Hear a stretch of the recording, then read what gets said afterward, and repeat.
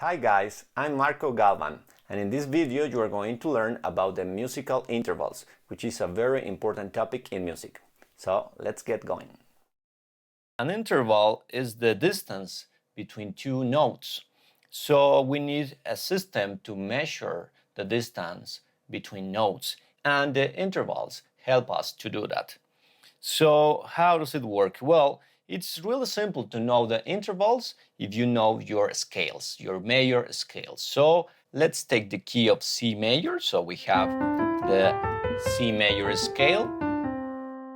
And if we take our C note, okay, and then we want to name the distance between this C and this D, which is the second note of the scale, it's called, just like that, a second. This would be the interval of a second. And it's that simple. If we take our first note of the scale, C, and the third note, which is E, we have the interval of a third.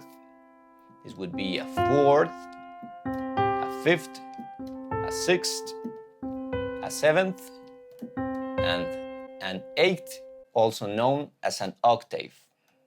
So this is an octave. But it's really simple because we are using our C major scale. So if we take this interval, we said it's a second. Now, these intervals are known as diatonic intervals. Diatonic means that the notes are part of a major scale in this case. So as we can see, we are using the notes that belong to the C major scale. Now, the name of the interval must be clarified. This is a second, that's right, but the complete name should be a major second. Okay, this would be a major second. This would be a major third. And in the case of the fourth and the fifth, we do not call them major, we call them perfect. So this would be a perfect fourth, a perfect fifth, then the sixth would be major again, the seventh would be major again, and the eighth. So let's take another example, in this case from the note D.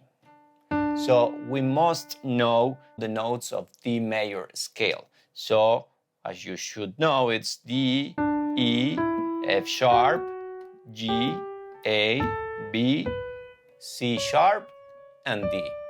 So now we can build our diatonic intervals. The distance between D and E would be a major second. The distance between D and F sharp will be a major third. The distance between D and G would be, remember, this is not major, it must be named perfect fourth. This distance would be a perfect fifth. This distance would be a major sixth. And this distance would be a major seventh. And this is a perfect eighth or octave. Right? So if you know your scales, it will be really easy to know the names and the distance of different intervals. Let's do one last example. Let's take the note B flat. Okay, I should know the notes of the major scale. Okay, there we have it.